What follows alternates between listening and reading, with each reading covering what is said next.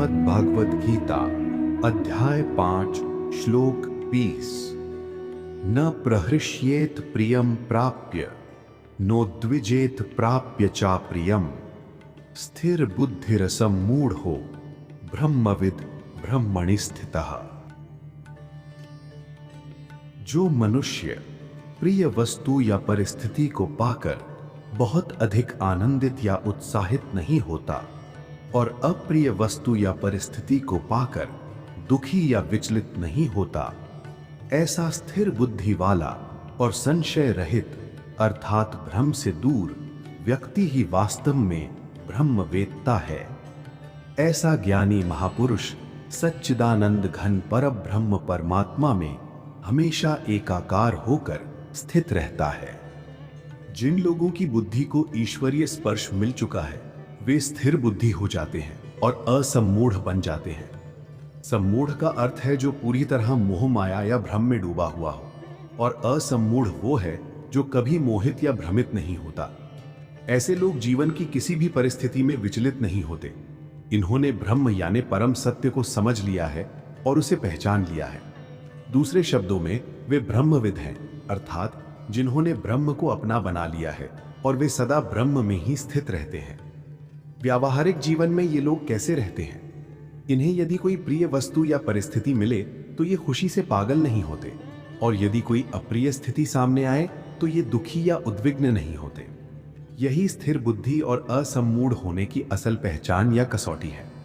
जो लोग ब्रह्मणि स्थितः यानी ब्रह्म में लीन हैं, उनके जीवन में स्थिर बुद्धि और असम्मूढ़ता सहज रूप से दिखाई देती है। भगवान कृष्ण ने गीता में जिन महापुरुषों का वर्णन किया है वे एक तरह से महामानव यानी सुपरमैन है। हमें भी स्वयं को इसी अवस्था न प्रहृष्यत प्रियम प्राप्य तक लेकर जाना है। इस संसार में प्रिय और अप्रिय परिस्थितियां तो आएंगी ही। वास्तव में प्रिय और अप्रिय की कोई स्थायी परिभाषा नहीं हो सकती। जो चीज आज प्रिय लग रही है वो कल अप्रिय लग सकती है। इसके अलावा जो बात हमें प्रिय है जरूरी नहीं कि समाज को भी वैसी ही प्रिय लगे। ऐसा इसलिए है क्योंकि इस संसार में 3 प्रकार के मन एक साथ काम कर रहे हैं। व्यक्तिगत मन यानी इंडिविजुअल माइंड, सामाजिक मन यानी सोशल माइंड, वैश्विक मन यानी यूनिवर्सल माइंड। इन तीनों शक्तियों के निरंतर कार्य करने के कारण यह बिल्कुल असंभव है कि यह संसार पूरी तरह से हमारे अकेले के मन के मुताबिक चले।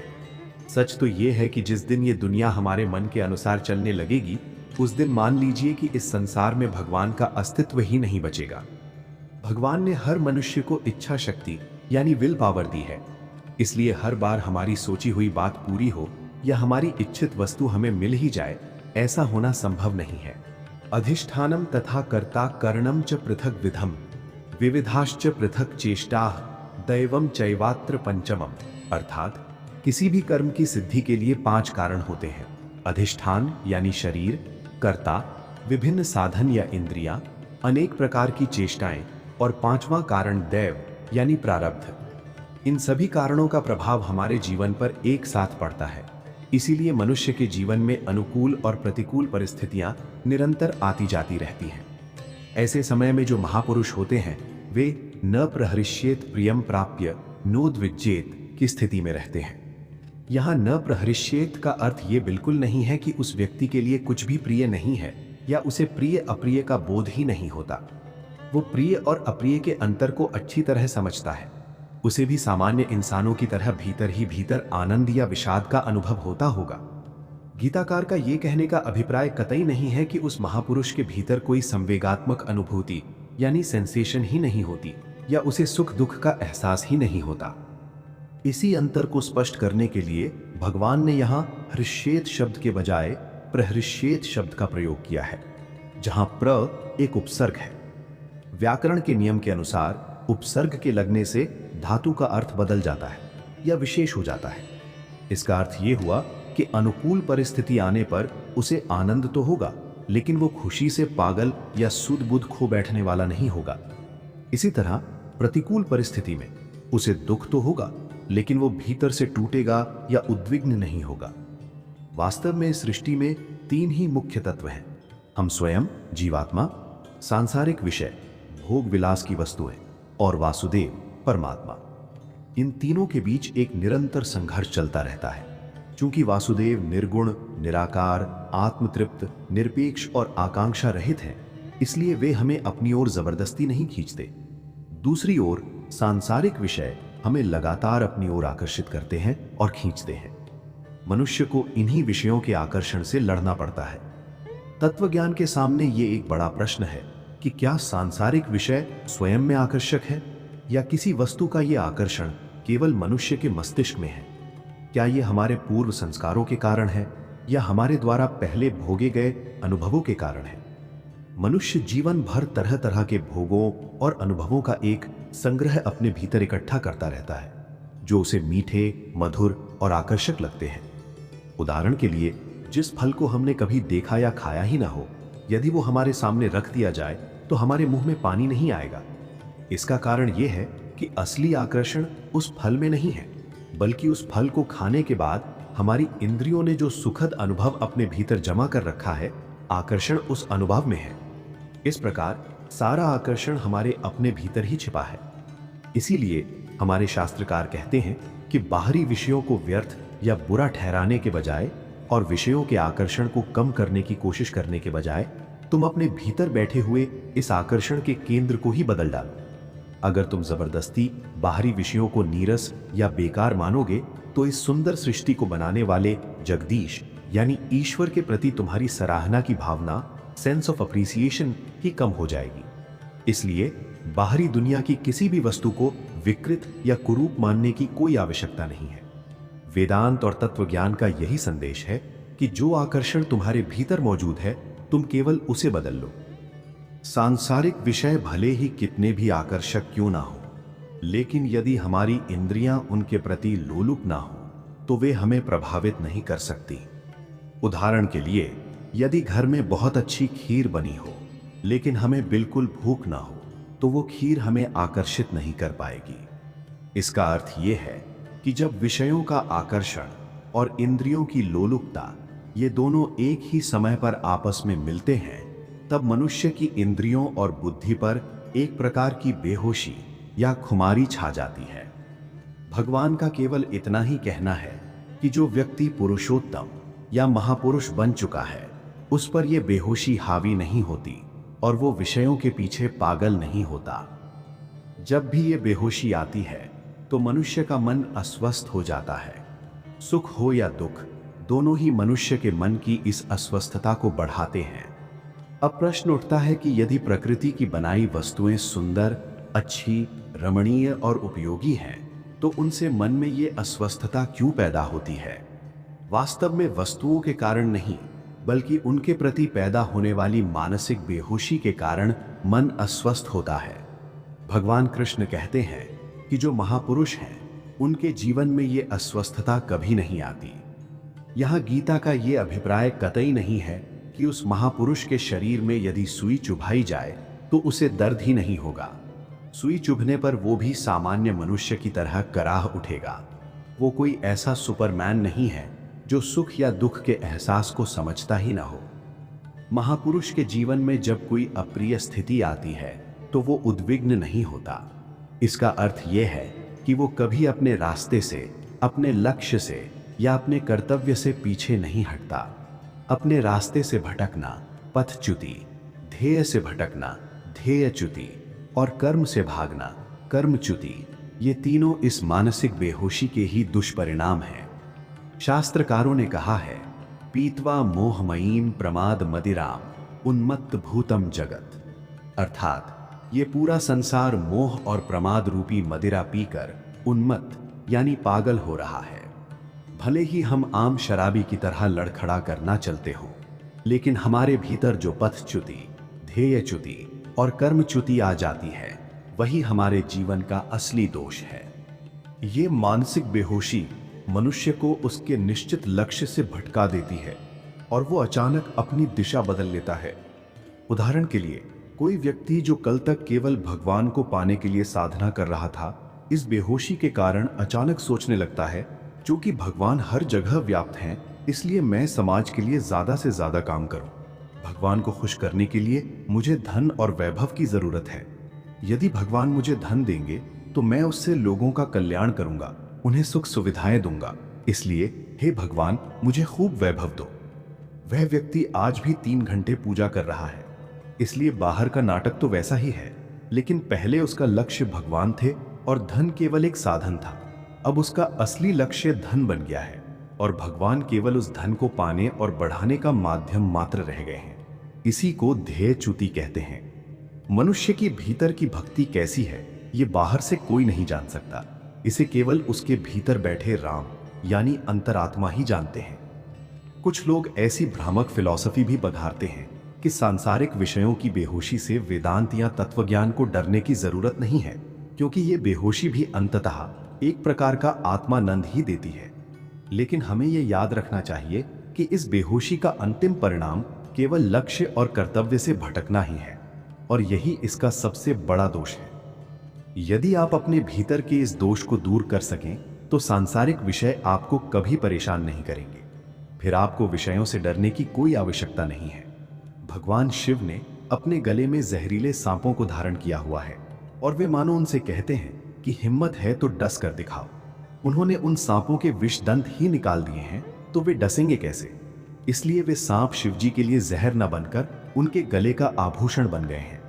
ठीक इसी प्रकार सांसारिक विषय रूपी सर्प साधारण मनुष्यों को डसकर उन्हें विषयी बना देते हैं, जबकि महापुरुषों के लिए यही विषय उनके जीवन का आभूषण बन जाते हैं, क्योंकि वे इनके बीच में रहकर भी कभी मानसिक बेहोशी का शिकार नहीं होते। गीताकार का ये अर्थ बिल्कुल नहीं है कि महापुरुष को सुख या दुख का कोई एहसास ही नहीं होता।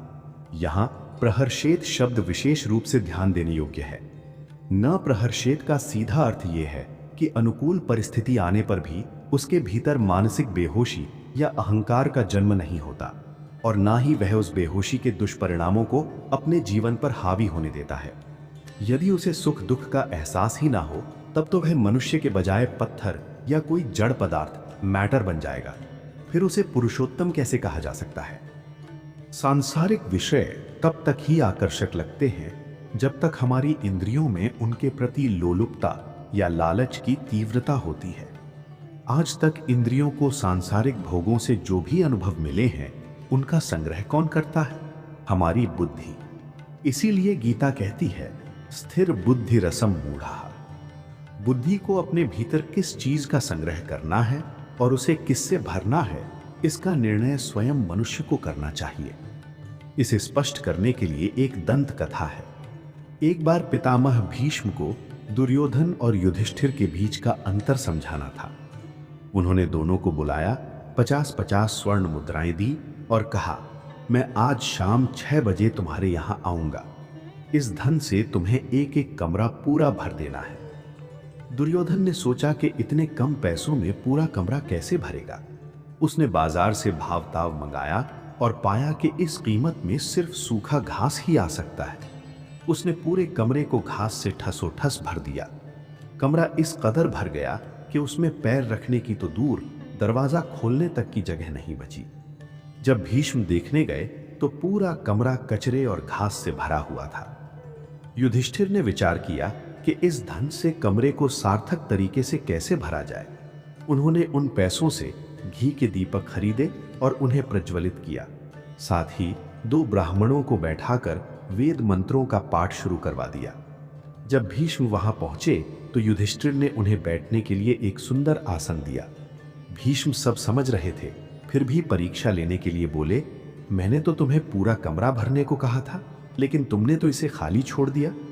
युधिष्ठिर ने विनम्रता पूर्वक उत्तर दिया, पितामह, ये कमरा खाली नहीं है, ये दिव्य प्रकाश और वेद मंत्रों की पवित्र ध्वनि से कोने कोने तक भरा हुआ है। वहां बैठने की जगह भी थी और कमरा पूरी तरह भरा हुआ भी था।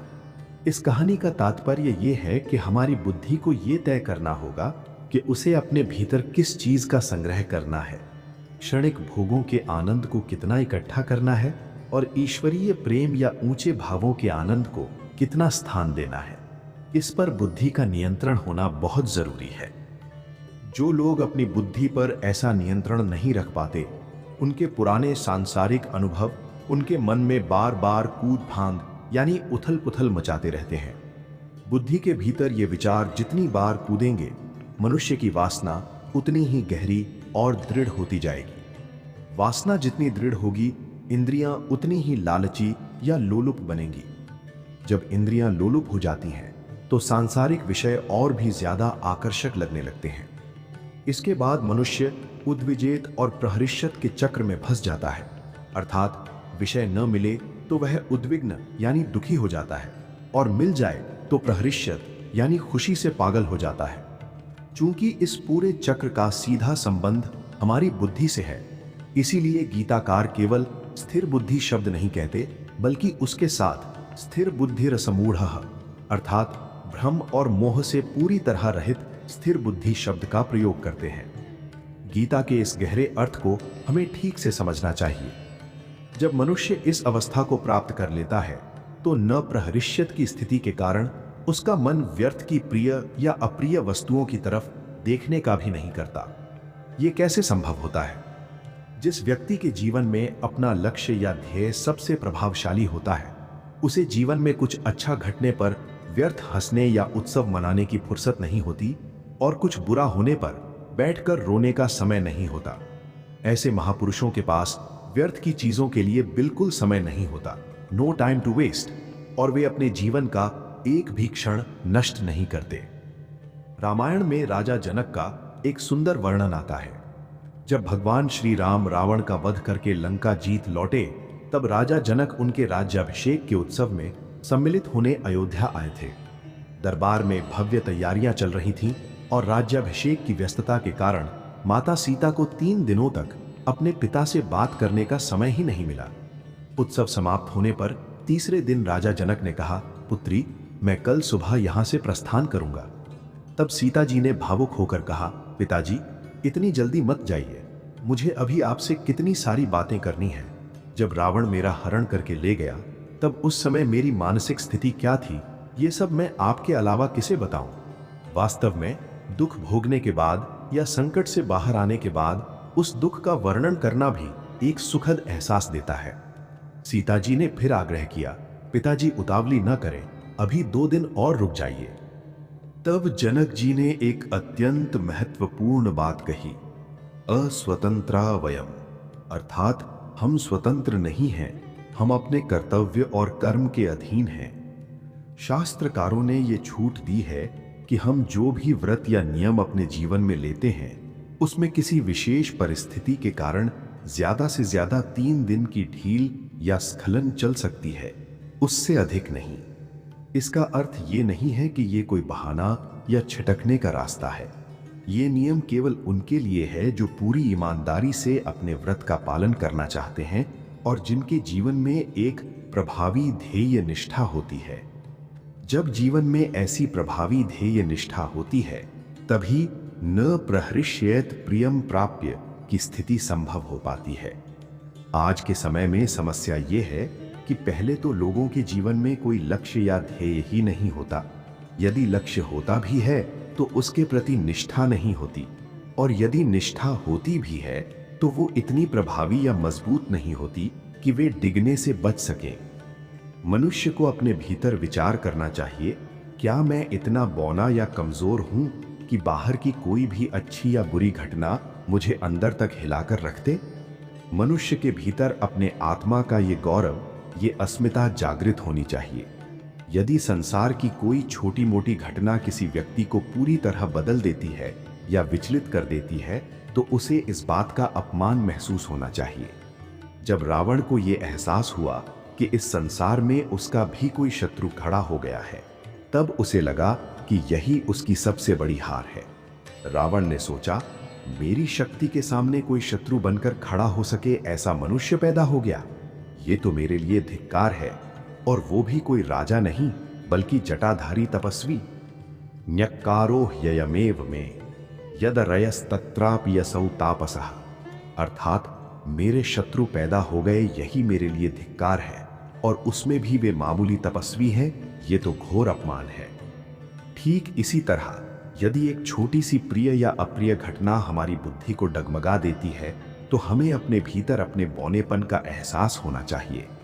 मनुष्य के भीतर ऐसा आत्माभिमान जागृत होना ही चाहिए। वास्तव में आत्मज्ञान और कुछ नहीं बल्कि वही तत्व है जो हमारे भीतर इस आत्म अभिमान को जगाता है। यदि बाहर की कोई परिस्थिति मुझे बदल सकती है, तो इसका सीधा मतलब है कि वो परिस्थिति मुझसे श्रेष्ठ हो गई और मैं छोटा हो गया। जब मनुष्य को ये बात अंदर ही अंदर चुभने लगती है, या फिर जब उसके पास एक प्रभावी ध्येय निष्ठा होती है, तभी वो न प्रहृष्येत की स्थिर अवस्था को प्राप्त कर सकता है। एक सच्चे साधक का दृष्टिकोण ये होना चाहिए कि जीवन में आने वाली प्रिय और अप्रिय दोनों ही परिस्थितियां भगवान द्वारा भेजी गई हैं और ये केवल हमारे अभ्यास यानी सीखने के लिए हैं। भगवान इन परिस्थितियों के माध्यम से मेरी ध्येय निष्ठा को और अधिक मजबूत करना चाहते हैं। अनुकूल अर्थात प्रिय बातें मेरी आंतरिक दृढ़ता को बढ़ाने के लिए हैं और प्रतिकूल अर्थात अप्रिय बातें मुझे धैर्य सिखाने के लिए हैं। जैसे ही मनुष्य के मन में ये विचार आ जाता है कि ये सब ईश्वर की इच्छा से हो रहा है, वैसे ही सुख और दुख की लहरें उस पर हावी होना बंद हो जाती हैं। ये सब प्रभु की देन है। इस भावना के आते ही मनुष्य का डर समाप्त हो जाता है और वो सुख में पागल नहीं होता। इसे एक उदाहरण से समझें। यदि किसी व्यक्ति को अचानक कहीं से कोई अज्ञात संपत्ति मिल जाए तो वो खुशी से पागल हो जाता है, लेकिन यदि उसे अपने पिता की संपत्ति मिलती है तो उसे बचपन से पता होता है कि ये तो मेरी ही है और मुझे ही मिलनी है, इसलिए वो उसमें आपा नहीं खोता। हालांकि आज के व्यवहारिक जीवन में लोग पिता की संपत्ति पाकर भी पागल हो जाते हैं, पर यहाँ ये केवल एक उदाहरण है। तात्पर्य ये है कि अचानक मिलने वाले धन और अपने पिता के हक से मिलने वाले धन के एहसास में बड़ा अंतर होता है। इसी प्रकार जब हम ये मान लेते हैं कि सुख और दुख दोनों ही भगवान के प्रसाद के रूप में हमारे पास आए हैं, तब हमारे जीवन में ये परिस्थितियां जितनी अधिक आएंगी, हमारी आंतरिक शक्ति, मक्कमता और दृढ़ता उतनी ही बढ़ती जाएगी। एक सिद्ध भक्त के लिए जीवन में आने वाली प्रिय और अप्रिय दोनों ही परिस्थितियां भगवान के प्रसाद के समान होती हैं। ये पूरी तरह से जीवन को देखने के उसके नजरिए अर्थात दृष्टिकोण पर निर्भर करता है। प्रसाद केवल मीठा ही हो ऐसा जरूरी नहीं है, वो खारा भी हो सकता है। उदाहरण के लिए, यदि आप दक्षिण भारत में तिरुपति बालाजी के मंदिर जाएंगे तो वहां प्रसाद के रूप में पोंगल यानी पोंगल मिलता है। पोंगल वास्तव में एक प्रकार की खारी खिचड़ी होती है। विचारक कहते हैं कि जब पहली बार मुझे ये प्रसाद मिला और मैंने पूछा कि ये क्या है, तो जवाब मिला पोंगल। तब मैंने सोचा कि यहाँ के लोग बड़े गहरे दार्शनिक लगते हैं, जिन्होंने ये समझाया कि भगवान का प्रसाद खारा भी हो सकता है और मीठा भी। दूसरी ओर यदि आप नाथ द्वारा में श्रीनाथ जी के मंदिर जाएंगे तो वहां मीठा प्रसाद मिलता है जिसे ठोर कहते हैं और जिसके ऊपर शक्कर की परत दिखाई देती है। पोंगल खाने के बाद का स्वाद अलग होता है और ठोर खाने के बाद का स्वाद अलग। ठीक इसी तरह जीवन में प्रिय और अप्रिय परिस्थितियों के अनुभव का स्वाद भी अलग अलग होता है, लेकिन भक्त दोनों को ही ईश्वर का प्रसाद मानकर स्वीकार करता है। जीवन की परिस्थितियों को संभालने के 3 मुख्य तरीके हैं। साधक की दृष्टि। एक साधक के लिए अनुकूल और प्रतिकूल दोनों स्थितियां भगवान द्वारा भेजी गई हैं, जो उसके अभ्यास और आंतरिक दृढ़ता को बढ़ाने के लिए है। ज्ञानी की दृष्टि। जिस व्यक्ति ने अपने भीतर आत्मज्ञान और आत्मस्मिता यानी स्वाभिमान को जगा लिया है, वह सोचता है कि प्रिय और अप्रिय परिस्थितियां भले ही उस पर हमला करें, लेकिन वह उनके सामने खुद को बौना या कमजोर नहीं होने देगा। इसलिए वह हमेशा सजग रहता है और परिस्थितियों का असर अपने मन पर नहीं होने देता। ध्येयनिष्ठ की दृष्टि। जिस व्यक्ति को अपने लक्ष्य का नशा चढ़ा होता है, उसकी मजबूत ध्येयनिष्ठा उसे स्वतः ही न प्रहृष्यते प्रियम प्राप्य की स्थिति में ले आती है। मन के भीतर 2 शक्तिशाली विचार एक साथ नहीं रह सकते। एक को बनाए रखने के लिए दूसरे को छोड़ना ही पड़ता है। शास्त्र कहते हैं, न्यस्त न क्रीडन को बालः। जैसे एक बच्चा खेल रहा हो और उसके हाथ से खिलौना लेना हो तो उसे जबरदस्ती छीना नहीं जा सकता। यदि आप उसके सामने उससे भी ज्यादा आकर्षक और अच्छा खिलौना रख दें, तो वह पुराने खिलौने को खुद ही छोड़कर नए को पकड़ लेता है। ठीक इसी प्रकार जब जीवन में परमात्मा को पाने की एक बड़ी और प्रभावी ध्येय निष्ठा आ जाती है, तो सांसारिक सुख दुख के छोटे खिलौने अपने आप छूट जाते हैं। जीवन में सुख दुख का आना एक अलग बात है, और उनके आने पर मन में बेहोशी का छा जाना बिल्कुल अलग बात है। महापुरुष के जीवन में भी सुख दुख आते हैं, लेकिन वह कभी अपने मार्ग से भटकता नहीं है, लक्ष्य से पीछे नहीं हटता और कर्तव्य से विमुख नहीं होता। ध्येयच्युत होने को एक बार फिर से समझें। इसका अर्थ यह है कि मनुष्य की क्रिया तो ऊपर से वही रहती है, लेकिन उसके पीछे का उसका उद्देश्य बदल जाता है। इसे एक व्यावहारिक उदाहरण से समझाते हुए एक व्यक्ति ने कहा, महाराज, जब हमारे पास धन नहीं था तब हम भगवान से प्रार्थना करते थे कि आपका काम करने के लिए हमें धन दीजिए। आज जब हमारे पास धन आ गया है, तब भी हम वैसे ही नियम से पूजा पाठ करते हैं। सच्चाई ये है कि उसे ये समझाना पड़ेगा, मित्र, पहले तुम पूजा इसलिए करते थे ताकि भगवान के कार्यों के लिए तुम्हें लक्ष्मी यानी धन मिल सके, और आज तुम पूजा इसलिए कर रहे हो ताकि तुम्हारे पास आई हुई वो लक्ष्मी कहीं चली ना जाए और स्थायी रूप से टिकी रहे। तुम्हारी क्रिया यानी पूजा करना आज भी वही है, लेकिन तुम्हारा लक्ष्य बदल गया है। इस बारीक बदलाव को बाहर का कोई व्यक्ति नहीं पकड़ सकता। इसे केवल भगवान ही जान सकते हैं, क्योंकि हमारे असली परीक्षक वही हैं। हमारे मन में ये बेहोशी कैसे आती है, इसका मनोवैज्ञानिक यानी साइकोलॉजिकल कारण समझने योग्य है। बेहोशी तब आती है जब सांसारिक विषय हमें बहुत आकर्षक लगने लगते हैं। और विषय आकर्षक कब लगते हैं? जब हमारी इंद्रियों में उनके प्रति लोलुपता होती है। इसे एक उदाहरण से समझें। यदि रास्ते से कोई सुंदर स्त्री जा रही हो, तो एक 5 साल का बच्चा उसकी तरफ ध्यान ना देकर अपने खेल में मस्त रहता है। उसकी नजर यदि उस स्त्री पर जाएगी भी, तो केवल इस मासूम सोच के साथ कि क्या ये मुझे खाने के लिए कुछ देगी। लेकिन यदि वहीं कोई 25 साल का युवक खड़ा हो, तो वो आंखें फाड़कर उसे देखने लगेगा। यहाँ स्त्री वही है, लेकिन 5 साल के बच्चे और 25 साल के युवक की इंद्रियों की अवस्था और सोच में बड़ा अंतर है। स्पष्ट है कि विषयों का आकर्षण स्वयं वस्तु में नहीं, बल्कि हमारी इंद्रियों की लोलुपता में है। और हमारी इंद्रियों में ये लोलुपता इसलिए आती है क्योंकि हमने बचपन से ही अपने भीतर वैसे ही भोग विलास के अनुभवों का एक बड़ा संग्रह यानी स्टोर इकट्ठा कर रखा है। इसलिए हमारी बुद्धि को यह दृढ़ निर्णय लेना होगा कि उसे अपने भीतर किस प्रकार के अनुभवों का संग्रह करना है। आज विडंबना यह है कि हम केवल शारीरिक और सांसारिक भोगों के अनुभवों को तो अपने भीतर समेटते जा रहे हैं, लेकिन उच्च ईश्वरीय भावों और आत्मिक आनंद के अनुभवों को इकट्ठा ही नहीं करते। मानो हमारे भीतर का वो आध्यात्मिक दरवाजा पूरी तरह से बंद हो चुका है। आज हमारे भीतर की लगभग पूरी जगह केवल सांसारिक भोगों के अनुभवों ने ही घेर रखी है। इसी का परिणाम है कि हम भाव का मतलब भी केवल उतना ही समझते हैं जितना हमारे भोग विलास के अनुकूल यानी फायदेमंद होता है। लेकिन वास्तव में हमारे भीतर भोगों से बिल्कुल अलग एक स्वतंत्र भाव होना चाहिए। उदाहरण के लिए, जब एक माता पिता अपने बच्चे को देखते हैं तो उनके मन में जो प्रेम उमड़ता है उसमें भोग की बहुत सूक्ष्म प्रतीति भले ही हो, लेकिन वो विशुद्ध भोग नहीं होता। इसी तरह जीवन में कुछ ऐसे भाव भी होते हैं जहां भोग का अंश मात्र भी नहीं होता। जैसे किसी पहाड़ी झरने को बहते हुए देखकर मन में जो आनंद और शांति का भाव पैदा होता है, उसमें कोई भोग शामिल नहीं होता। यदि वो झरना हमें बार बार याद आने लगे तो उसके प्रति हमारा वो पवित्र भाव और गहरा होने लगता है। इसीलिए हमारी बुद्धि को ये तय करना ही होगा कि हमें अपने भीतर किस प्रकार के अनुभवों का संग्रह करना है। हम न जाने कितने जन्मों से लगातार सांसारिक भोगों को भोगते आ रहे हैं, जिससे हमारे भीतर उनके गहरे संस्कार बैठ गए हैं।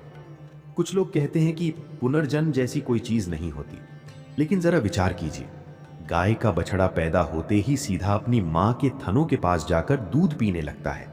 वो मां की पूंछ या मुंह के पास नहीं जाता, उसे ये बात कोई सिखाने नहीं जाता। ऐसा इसलिए है क्योंकि वो पिछले कई जन्मों से यही स्तनपान करता आ रहा है और ये अनुभव उसके भीतर पहले से जमा है। मनुष्य के पास चूंकि एक विकसित बुद्धि होती है, इसलिए वो ना केवल अपने पिछले जन्मों के अनुभवों को समेटे रहता है, बल्कि दूसरों के अनुभवों को भी अपने भीतर इकट्ठा करता रहता है। देखा जाए तो ये हमारी जरूरत से ज्यादा चतुराई या डेढ़ सयानापन है। पशु कभी दूसरों के अनुभवों का संग्रह नहीं करते, पर मनुष्य दूसरों के अनुभवों को बटोर कर भी उनका आनंद लेता रहता है। हमारी बुद्धि जो ये तमाम तरह के सांसारिक अनुभव और विचार खड़ी करती है, यदि हम उन पर नियंत्रण पा लें तो हमारी इंद्रियों का लालच अपने आप कम हो जाएगा।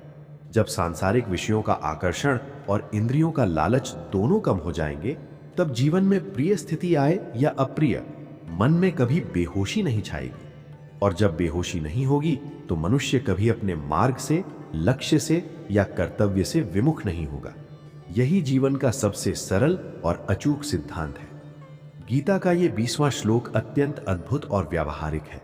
इसमें किसी ऐसे जड़ व्यक्ति का चित्र नहीं खींचा गया है जिसके भीतर कोई भावना या संवेदना ही न बची हो।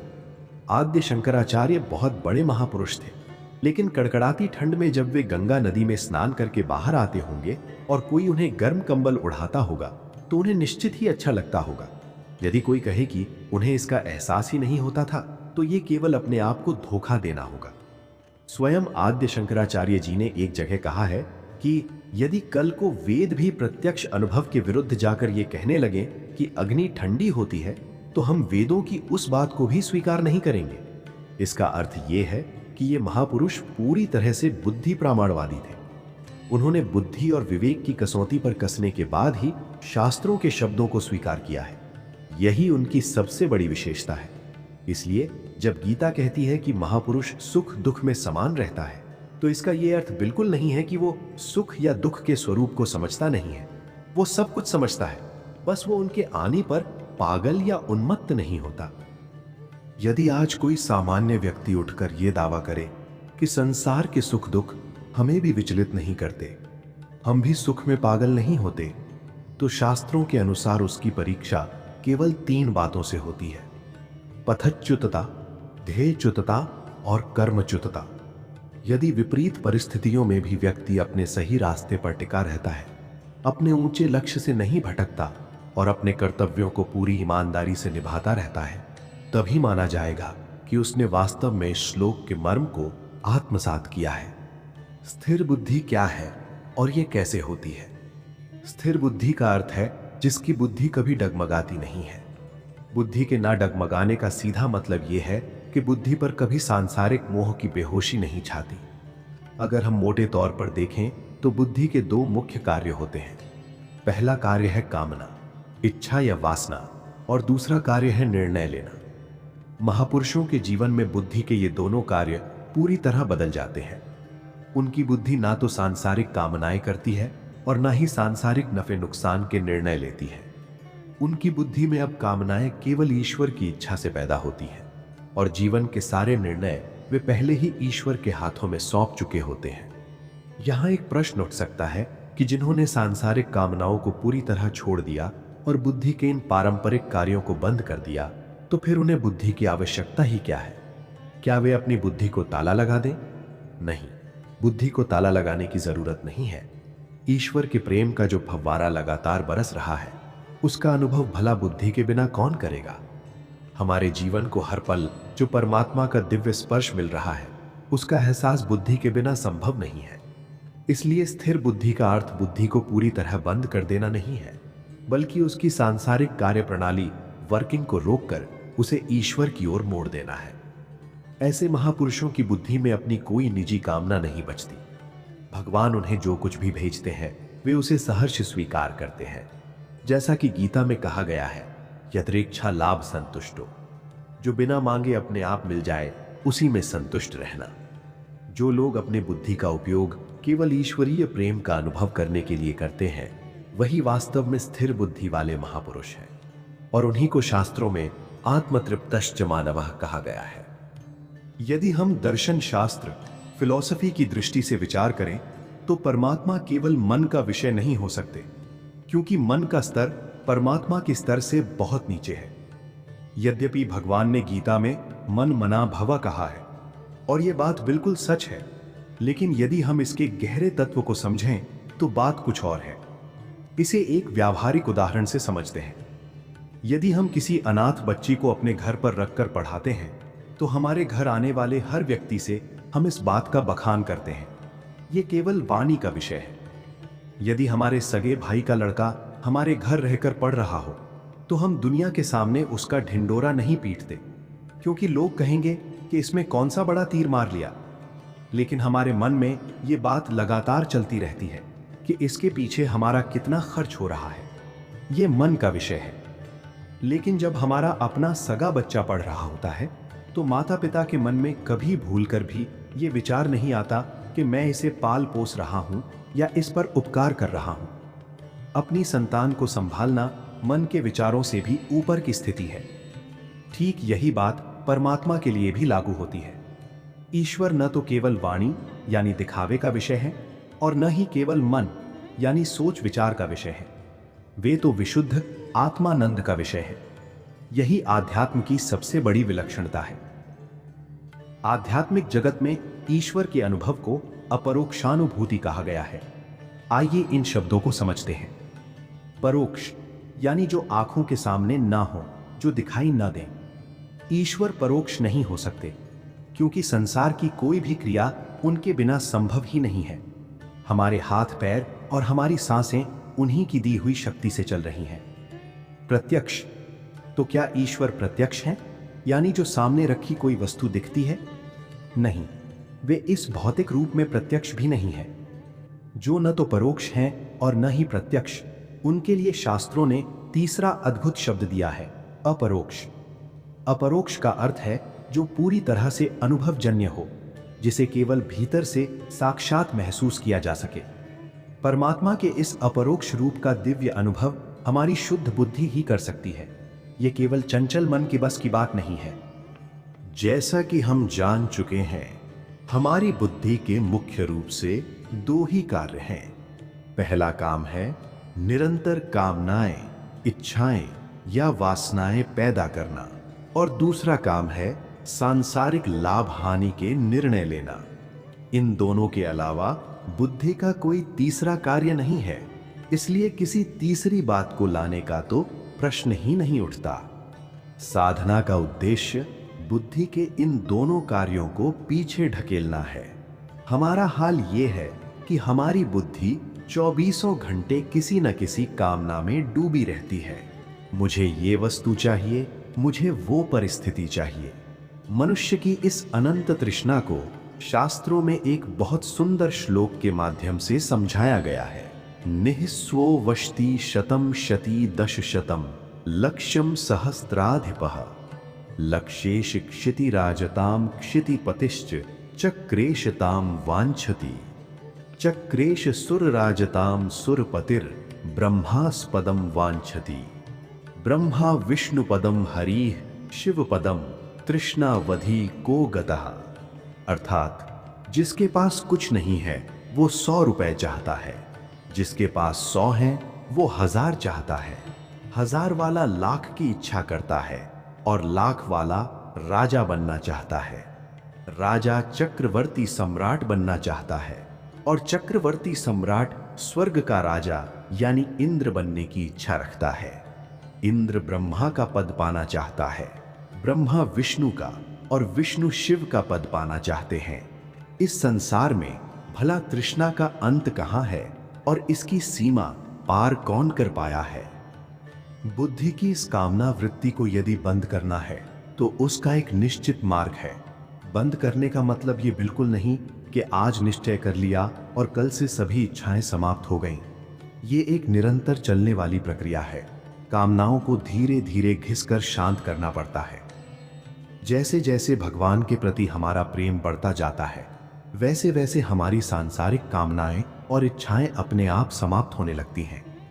ये अवस्था केवल भक्ति के माध्यम से ही संभव है। जब तक हमारी बुद्धि पूरी तरह सांसारिक विचारों में उलझी रहेगी, तब तक नई नई कामनाएं पैदा होती रहेंगी और हम उनके निर्णय लेते रहेंगे।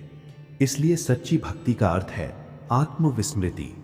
जब किसी व्यक्ति को अपने से परे ईश्वर से इस कदर आत्यंतिक असीम प्रेम हो जाता है, तभी वो वास्तव में कामना रहित हो पाता है। जिस साधक को हर पल प्रभु प्रेम का दिव्य अनुभव हो रहा हो, उसे संसार के अन्य तुच्छ अनुभवों को याद करने की फुर्सत ही कहाँ होती है। पुराने सांसारिक अनुभवों की स्मृति न होने के कारण बाहरी विषय जिसे रत्ती भर भी डगमगा नहीं पाते, वही वास्तव में स्थिर बुद्धि है। जब मनुष्य स्थिर बुद्धि हो जाता है तब वो स्वतः ही असम्मूढ़ यानी मोह और भ्रम से रहित बन जाता है। ऐसे ही दिव्य महापुरुषों को ब्रह्मविद ब्रह्मणि स्थिता कहा गया है, अर्थात वे ब्रह्म को जानने वाले हैं और सदा ब्रह्म में ही लीन रहते हैं, मानो वे स्वयं ब्रह्म रूप ही हो गए हों। ऐसे व्यक्ति जीवन में कभी अपने मार्ग से, लक्ष्य से और कर्तव्य से विमुख नहीं होते। अब प्रश्न उठता है कि ऐसा महापुरुष व्यवहारिक जीवन में रहता कैसे है। हर मनुष्य के जीवन के दो पहलू होते हैं, एक बाहरी और दूसरा आंतरिक। जिस तरह व्यवहारिक दुनिया में लोग दिखावे के लिए दोहरा व्यक्तित्व, डुअल पर्सनैलिटी रखते हैं, ठीक उसी तरह अध्यात्म के मार्ग पर भी महापुरुषों का एक विशेष प्रकार का दोहरा व्यक्तित्व दिखाई देता है। संसार में लोग बाहर से शांत दिखने का नाटक करते हैं पर भीतर से क्रोध से उबल रहे होते हैं, परंतु महापुरुष का ये दोहरा व्यक्तित्व बिल्कुल अलग और पवित्र होता है। वो न प्रहृष्यत की स्थिति में रहता है, यानी बाहर संसार में चाहे सुख आए या दुख, प्रिय परिस्थिति हो या अप्रिय, उसका बाहरी आचरण हमेशा शांत और स्थिर रहता है। संसार का कोई भी थपेड़ा उसे छू नहीं पाता। वो भीतर से विन्दत्यात्मनि यत् सुखम की अवस्था में रहता है, अर्थात वो अपनी आत्मा के परम आनंद में डूबा रहता है। बाहरी दुनिया का कोई भी उतार चढ़ाव उस पर कोई असर नहीं डाल पाता और वो भीतर से हर पल कैसा अनुपम सुख भोगता है। यही गीता के इस दर्शन का सबसे सुंदर और अंतिम रहस्य है।